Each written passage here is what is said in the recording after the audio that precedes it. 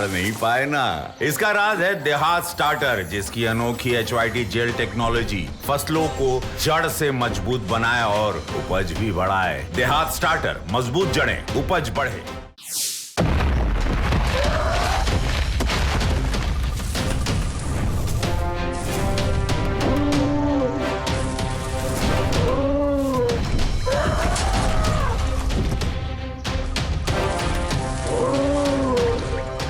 उखाड़ नहीं पाए ना। इसका राज है देहात स्टार्टर, जिसकी अनोखी HYT जेल टेक्नोलॉजी फसलों को जड़ से मजबूत बनाए और उपज भी बढ़ाए। देहात स्टार्टर, मजबूत जड़ें, उपज बढ़े।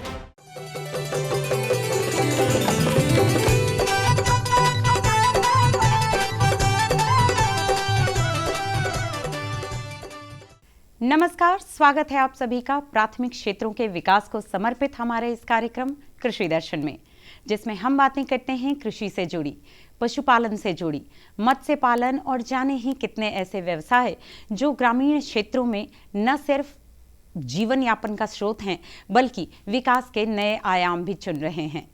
तो इस आपकी कोशिश में थोड़ा और रंग भरने, उसमें थोड़ी सहायता करने हम इस कार्यक्रम को लेकर आते हैं।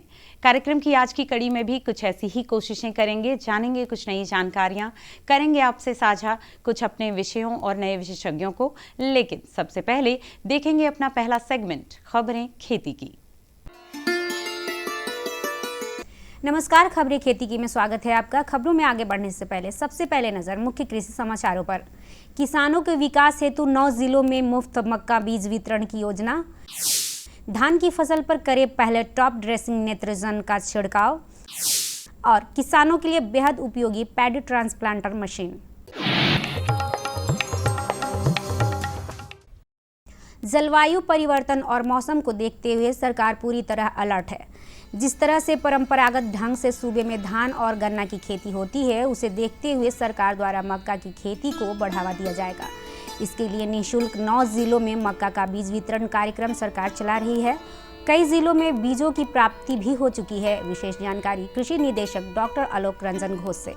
हम लोगों ने इस बार वैसे क्षेत्रों में जहाँ पर जो नॉन ट्रेडिशनल मक्का क्षेत्र है, जहाँ पर धान ही होता था, उन क्षेत्रों में मक्का के विस्तार के लिए प्रयास किया। 9 जिलों में हम लोगों ने 4,500 क्विंटल जो है निःशुल्क वितरण के लिए मक्का का सीड्स जो है, उसके जो बीज है, उन्नत बीज प्राप्त करके हम लोग भेजने की प्रक्रिया में। कई जिलों को इसकी प्राप्ति हो चुकी है।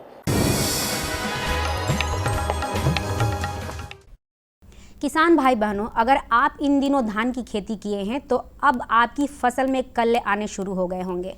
ऐसे में पहला टॉप ड्रेसिंग नेत्रजन से छिड़काव कर दें, इससे पौधे का बढ़वार जल्दी होगा। विशेष जानकारी दे रहे हैं ICAR पटना के वरीय वैज्ञानिक डॉक्टर अनिल कुमार सिंह। अगर आपकी फसल जो है में जो है कल्ले फूटना चालू हो गए हों, तो आप जो है, चूँकि बरसात हो गई है, खेत में पर्याप्त नमी आ गई है, तो पहला जो टॉप ड्रेसिंग या ऊपर निवेशन नत्रजन से करते हैं, जिसमें आप लोग यूरिया मुख्य रूप से डालते हैं, तो उसका आप प्रथम छिड़काव जरूर कर दें। ऐसा करने से आपको ये फ़ायदा होगा कि जो भी नमी होगी और जो भी चीज़ें होंगी, वो जो है पौधा जो है बढ़वार में उसका प्रयोग करेगा। किसान भाई बहनों, हम सब आमतौर पर फसलों के बेहतर उत्पादन के लिए रासायनिक खादों का प्रयोग करते हैं, जिससे मिट्टी की गुणवत्ता में कमी आने लगती है। इससे बचाव के लिए आप जैविक खादों का प्रयोग करें। बेहतर परिणाम के लिए खाद को कुदाल या फावड़े की सहायता से मिट्टी में अच्छी तरह मिला दें। जैविक खेती को बढ़ावा देने के लिए केंद्र सरकार और राज्य सरकार दोनों किसानों को हर संभव मदद कर रही है।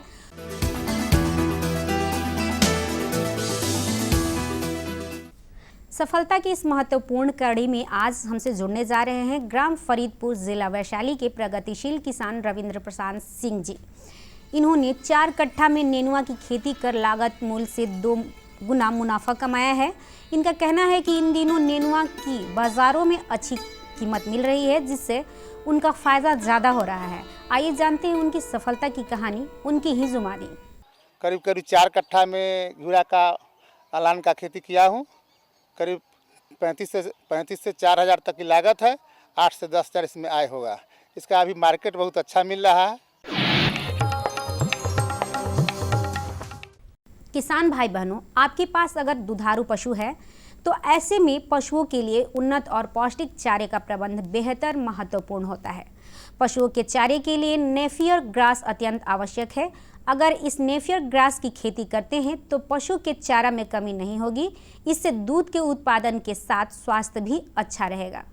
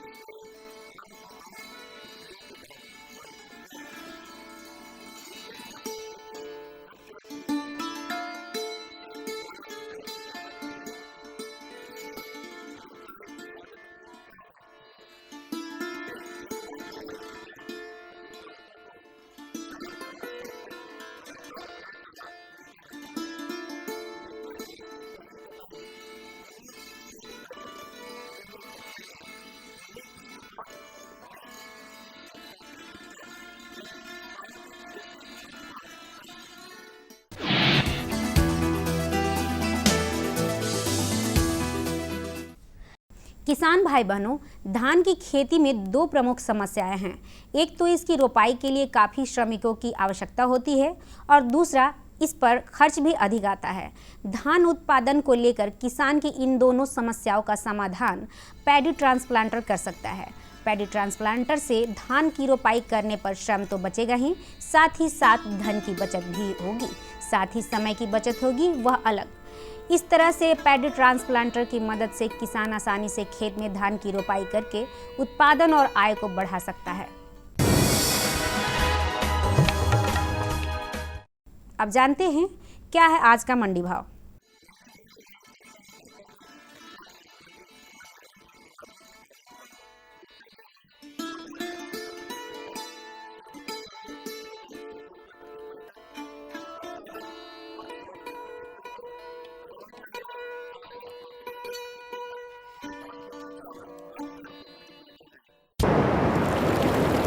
अब समय है मौसम पूर्वानुमान का।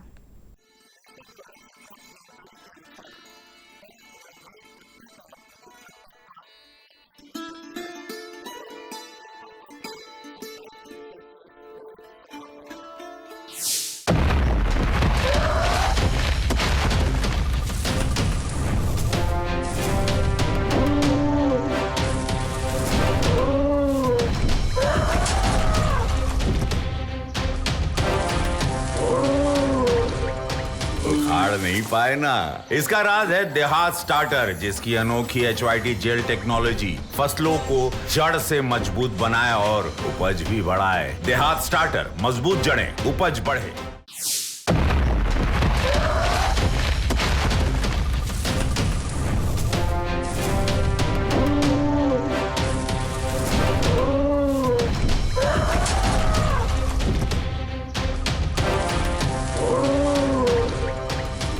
नहीं पाए ना। इसका राज है देहात स्टार्टर, जिसकी अनोखी HYT जेल टेक्नोलॉजी फसलों को जड़ से मजबूत बनाए और उपज भी बढ़ाए। देहात स्टार्टर, मजबूत जड़ें, उपज बढ़े।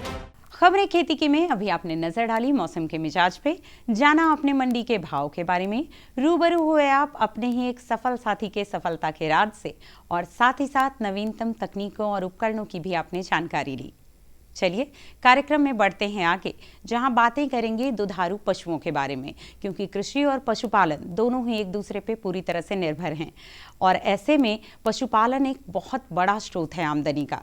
तो मानसून के मौसम में कैसे करें दुधारू पशुओं का रखरखाव, उनका प्रबंधन, इसके बारे में लेंगे जानकारी अपने विशेषज्ञ से इस भेंटवार्ता के जरिए। किसान बंधुओं नमस्कार। जिस प्रकार हम खुद को स्वस्थ रखने के लिए संतुलित आहार लेते हैं, समय समय पर अपने शरीर की जांच करवाते हैं, ठीक उसी प्रकार अगर दुधारू पशुओं को स्वस्थ रखना है तो उसे संतुलित आहार देना होगा, उसके लिए बेहतर आवास का प्रबंधन करना पड़ेगा और साथ ही मौसम अनुकूल या समय समय पर टीकाकरण कराते रहना चाहिए।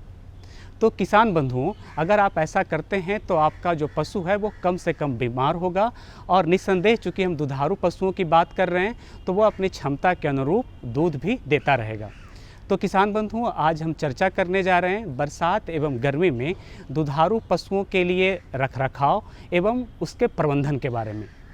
हमारी चर्चा को आगे बढ़ाने के लिए आज हमारे साथ हैं बिहार वेटनरी कॉलेज पटना के असिस्टेंट प्रोफेसर डॉक्टर रविकांत निराला। डॉक्टर रविकांत सर, बहुत बहुत स्वागत है कार्यक्रम में। इस सवाल के साथ कार्यक्रम की शुरुआत कर रहा हूं कि चूँकि हम दुधारू पशुओं की बात कर रहे हैं तो उसमें छोटा पशु और बड़ा पशु दोनों है, तो आवास एक बहुत ही महत्वपूर्ण वस्तु है या विषय है। तो किस प्रकार की आवास का प्रबंधन हमारे किसानों को करना चाहिए ताकि जो हमारा पशु है वो उसके लिए उचित रहे? जैसा कि हम जानते हैं, दूध का महत्व हमारे जीवन में एक अमृत के समान है। दूध को ही सही मायने में हम अमृत कहते हैं और जो हमें अमृत देता है उससे बढ़िया कोई एंटिटीज़ नहीं हो सकता है। हम लोग दूध जानवरों से लेते हैं। जानवर में कई तरह के जानवर हैं जो दूध देते हैं, लेकिन मुख्य रूप से हमारे के यहाँ आधा से ज़्यादा दूध भैंस से ली जाती है, गाय से ली जाती है, बकरी और भेड़, आजकल कैमल ऊँट से भी दूध लिया जा रहा है। तो ये सब जानवर हैं जो दूध देती है। तो इसके रख रखाव के लिए और इससे ज़्यादा से ज़्यादा हम प्रोडक्शन लें, उसके लिए वैज्ञानिकों ने कई तरह के रिसर्च कर रहे हैं और हमारे किसान भाइयों भी कई तरह के व्यवस्था कर ज़्यादा से ज़्यादा दूध का उत्पादन कर रहे हैं। दूध के उत्पादन में वैसे तो कई चीज़ों का योगदान है। सबसे ज़रूरी चीज़ जेनेटिक सिलेक्शन, जो उत्तम नस्ल के गाय होगी, भैंस होगी, बकरियां होगी, सभी में अलग अलग है। कुछ मीट देने वाले हैं तो कुछ दूध देने वाले हैं तो कुछ ऊल के लिए हैं, अलग अलग प्रोडक्टिविटी है। तो ख़ास करके दूध देने के लिए हम सबसे जो इम्पोर्टेंट है वो फोकस करते हैं नस्ल पे कि बढ़िया नस्ल का होना चाहिए। दूसरा चीज़ फोकस करते हैं उसमें न्यूट्रिशन हम कैसा देते हैं, भोजन कैसा दे रहे हैं, अलग अलग स्टेज में कैसा भोजन दे रहे हैं। और तीसरा है रख रखाव। रख रखाव का बहुत बड़ा महत्व है। जानवरों को जिस तरह के घर बनाएंगे, जिस तरह के इन्वायरमेंट में उसको रखेंगे, उतना ही उसमें प्रोडक्टिविटी बढ़ेगी और ऑप्टिमम हम प्रोडक्टिविटी ले पाएंगे।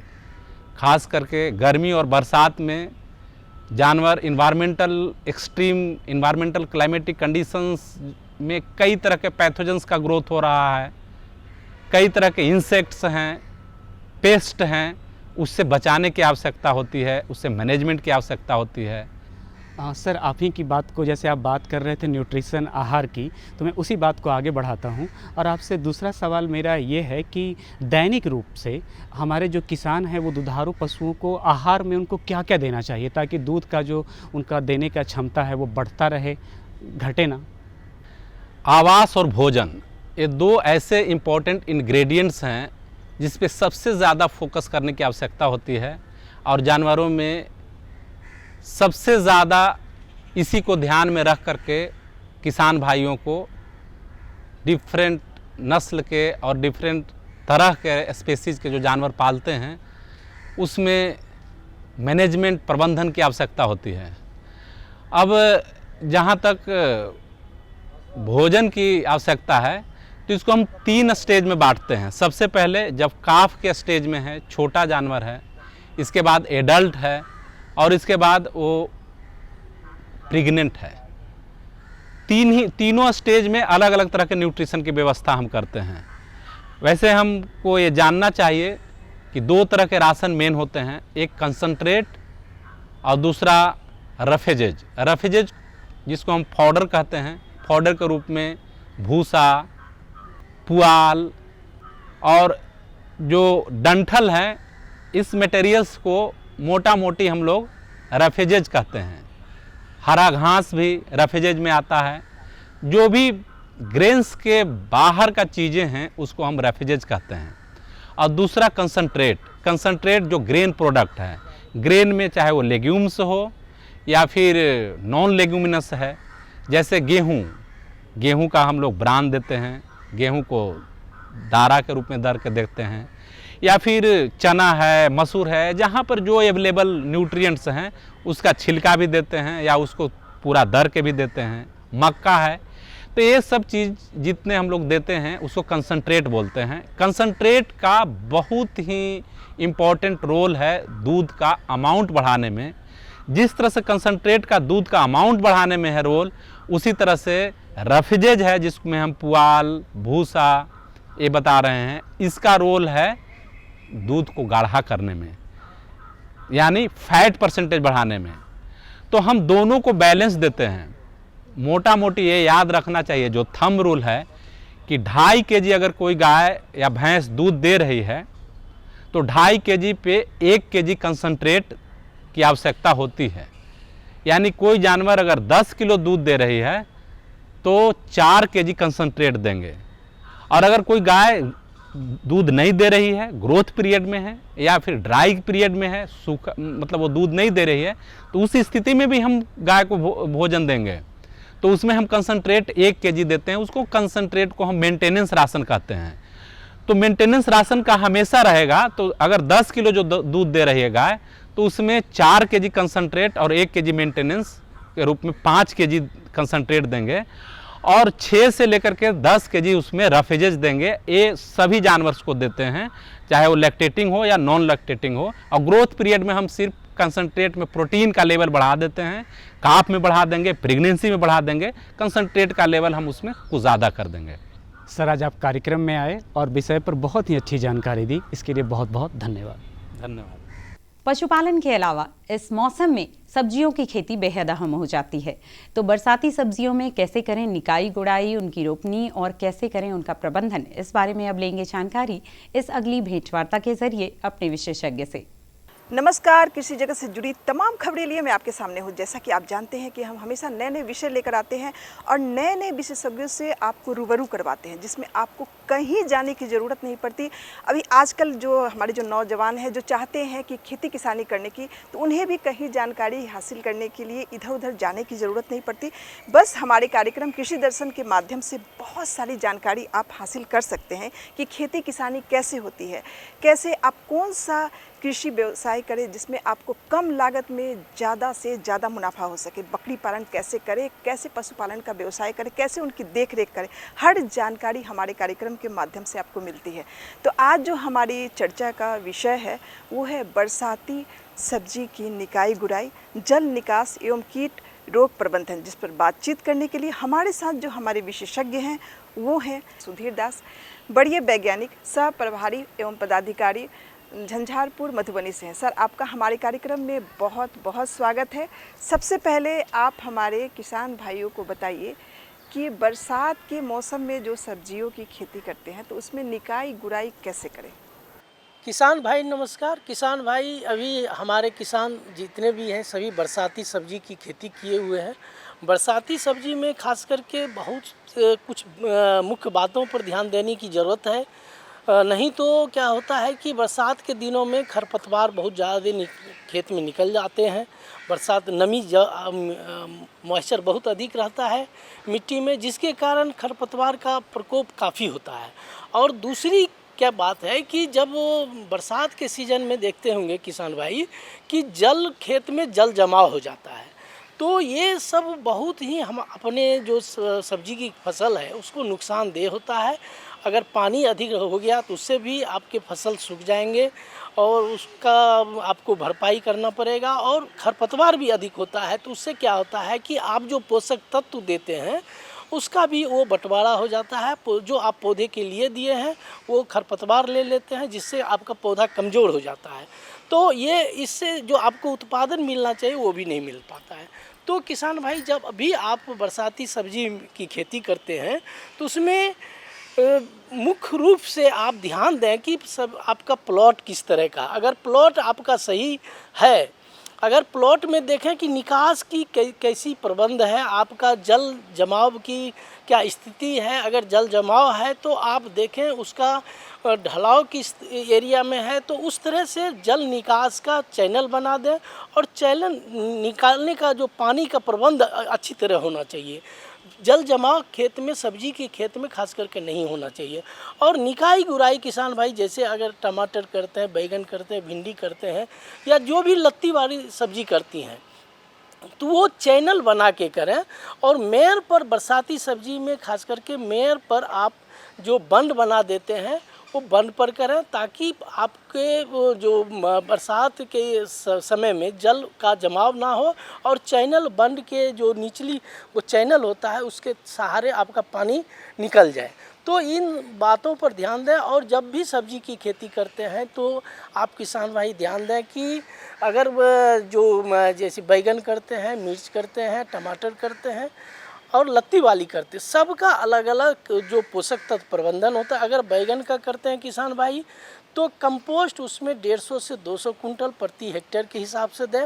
नाइट्रोजन 120 केजी, पोटास 80 केजी और फास्फोरस 80 केजी प्रति हेक्टेयर के हिसाब से दें। उसी तरह टमाटर में भी और बैगन में भी सेम मात्रा है। जब मिर्च की खेती करते हैं किसान भाई तो 100 KG nitrogen, 60 KG phosphorus, 60 KG potash की ज़रूरत होती है। अगर आप लत्ती वर्गीय सब्जी की खेती करते हैं किसान भाई तो 60 केजी नाइट्रोजन, 40 केजी फास्फोरस और 40 केजी पोटास की ज़रूरत होता है। तो किसान भाई जब खेत की तैयारी करते हैं तो उसी समय आप खेत में डालें और कंपोस्ट पहली जुताई के समय आप खेत में डाल दें।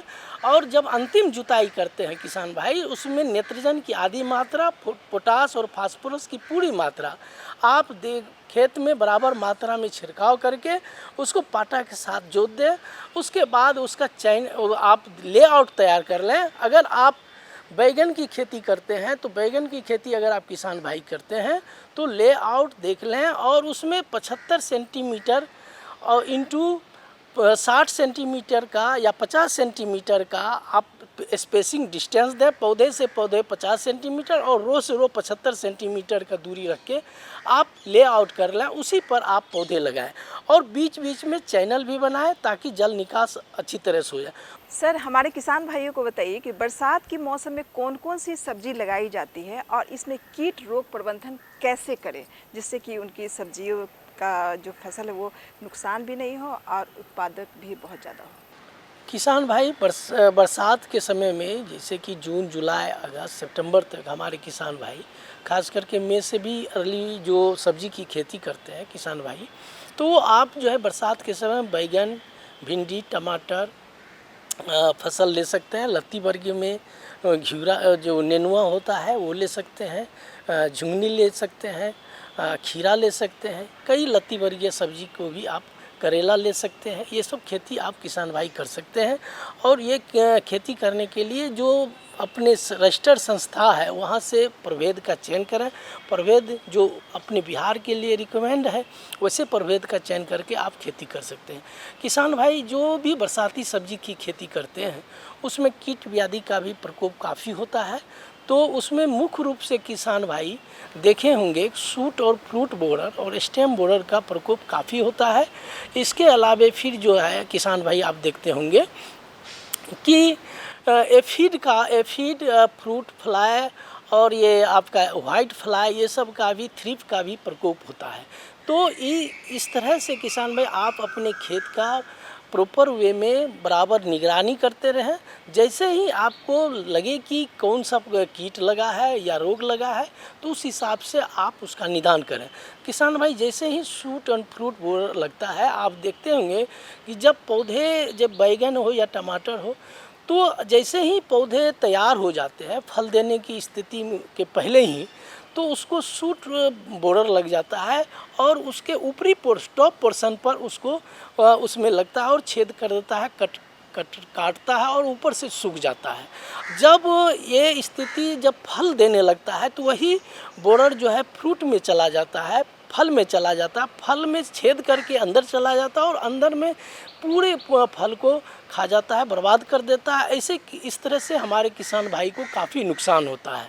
तो इसके लिए किसान भाई आप प्रॉपर निगरानी करें और जिस तरह से अगर इस तरह का प्रकोप हो वैसे टहनी को काट के हटा दें या मिट्टी के नीचे दबा दें या उसको अन्यंत्र जगह पर उसको या जला दें, तो इससे कंट्रोल होगा। इसके अलावा किसान भाई इंडोस्कार्प दवाई आता है 14.5 SC करके, वो 1/2 ml प्रति लीटर का घोल बना के आप छिड़काव करेंगे तो इससे निजात मिल जाएगा। जो सूट और फ्रूट पाउडर, इसके अलावे भी कई दवाई है जो इमेक्टिन बेंजुएट है जो 1 ml प्रति लीटर का घोल बना के आप दवाई का प्रयोग कर सकते हैं। इंडोडियोकार्प भी है, ये भी दवाई आप 1/2 ml प्रति लीटर का घोल बना के आप स्प्रे करें। इस तरह से आप किसान भाई कीट व्याधि का भी प्रकोप को निदान करके आप अच्छी फसल ले सकते हैं। सर, आप हमारे कार्यक्रम कृषि दर्शन में आए और बरसाती सब्जियों के बारे में इतनी अच्छी जानकारी दी, इसके लिए आपका बहुत बहुत धन्यवाद। कार्यक्रम की कुछ अगली कड़ियों में कुछ ऐसी ही नई जानकारियों को लेकर आएंगे फिर। कुछ नए विषय होंगे, कुछ नए विशेषज्ञ भी। तब तक इन जानकारियों का पूरा लाभ ले पाइए आप, ऐसी ही कामना है हमारी। होंगे आपसे फिर रूबरू। तब तक के लिए रखिए अपना और अपनों का ख्याल और दीजिए इजाजत। नमस्कार। हमारा पता है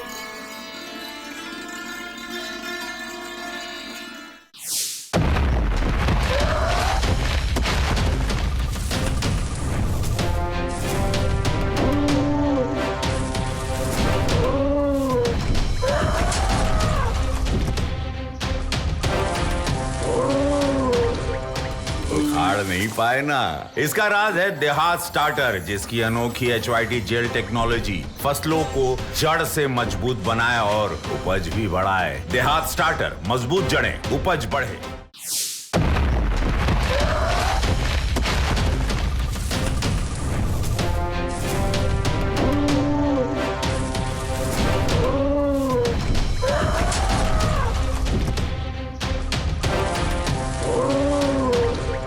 उखाड़ नहीं पाए ना, इसका राज है देहात स्टार्टर, जिसकी अनोखी HYT जेल टेक्नोलॉजी फसलों को जड़ से मजबूत बनाए और उपज भी बढ़ाए। देहात स्टार्टर, मजबूत जड़ें, उपज बढ़े।